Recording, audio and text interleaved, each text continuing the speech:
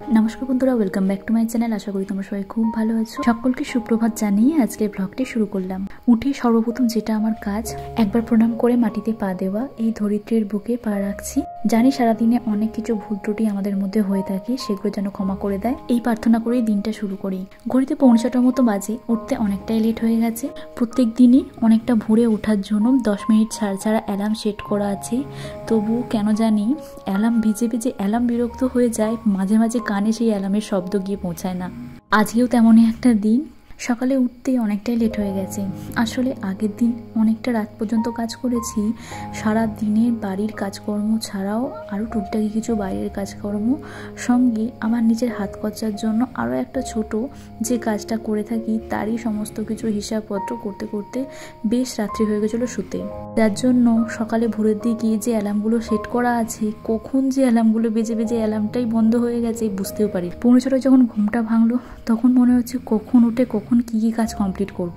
যাই হোক, একা হাতে দায়িত্ব। বাড়ির জুতো সেলাই থেকে চণ্ডীপাঠ সমস্ত কিছুই একা হাতে কমপ্লিট করতে হবে। একটু আমাকে দৌড়ঝাঁপটা বেশি করতে হবে, এটাই যা। তাই আর কোনো রকম এক্সারসাইজ করার প্রয়োজন হয় না। আর ও যেহেতু লাঞ্চ নিয়ে যায়, সেই লাঞ্চটাও আমাকে বানাতে হবে। সকালের দিকে ব্রেকফাস্টের ঝামেলাটা নেই। আগের দিন রাতে ওই পাটিসাপটা আর একটু আলু ছেঁচকি বানিয়েছিলাম, সেটাই কিছুটা পড়ে আছে।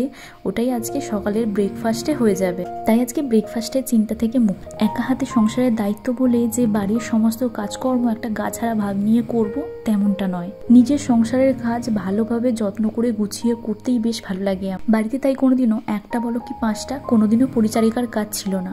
আর কোনোদিনও আমার এটা মনেও হয়নি যে আমার নিজের সংসারের কাজ অন্যকে দিয়ে করাবো। 5-10টা না হলেও চাইলে একটা পরিচারিকাকে রাখতেই পারি, সেই সামর্থ্য আমার হাজব্যান্ডের আছে। কিন্তু কি বলতো, নিজের সংসারের কাজ অন্যকে দিয়ে করাবো এই চিন্তা ভাবনাটা কোনোদিনই আমার মধ্যে আসেনি, বা সেই শিক্ষায় আমি কোনোদিনও বড় হইনি। বিয়ে হয়ে আসার পরপরই প্রথম থেকে আমি আমার হাজব্যান্ডের সঙ্গে বাইরে বাইরে থেকেছি। ওর কাজের শুরুতে ওর সঙ্গে। আগে আমি ব্যাঙ্গালোরে থাকতাম, এখন আমি এই কলকাতাতে আসার পরে বর্তমানে সে যেখানে চাকরি করে আমি সেখানেই থাকি। প্রথম বিয়ে হয়ে আসার পর সংসারের ব্যাপারে অতটা কিছু না বুঝতে পারলেও তখন যেমন আমি মন দিয়ে ভালোবেসে সংসারটা করেছি, সংসারের কাজকর্মগুলো গুছিয়ে করেছি, এখন 4 বছর হয়ে গেল।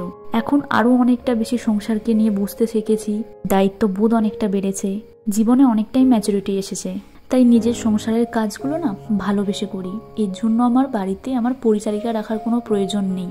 তবে সব সময় সব মানুষের সঠিক যায় না, কোনো সময় প্রয়োজন হতেই পারে। মানুষকে সময়ের তালে তাল মিলিয়ে চলতে হয়। যখন যেমন পরিস্থিতি আসবে তখন সেইভাবে নিজেকে মানিয়ে গুছিয়ে নিতে হবে। ভগবান আমাকে 2 হাত 2 পা দিয়েছে। আমি নিজে বসে বসে পায়ের উপর পা তুলে খাবো এরকম কোনোদিনই ভাবি না।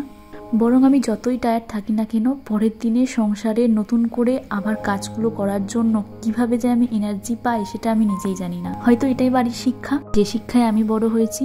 আর এইভাবেই এতটা এনার্জি দিয়েই নিজের সংসারকে সারা জীবন গুছিয়ে এইভাবেই করব। যাই হোক, সকালে আলু ছেঁচকি, দুধ পাটিসাপটা আর মুড়ি ছিল ব্রেকফাস্টে। আর দুপুরে সেরকম কিছুই বানাতে পারিনি, লেট হওয়ার জন্যই হালকা ফুলকার মধ্যে দুপুরের খাবারটা ছিল আলু সিদ্ধ, ডিমের কারি আর একটু ডাল সিদ্ধ মাখা। আজকে ব্লগটি খাওয়া দাওয়ার মধ্যে দিয়ে শেষ করছি। ভিডিওটি ভালো লাগলে লাইক, কমেন্ট, শেয়ার এবং সাবস্ক্রাইব করে পাশে থেকো।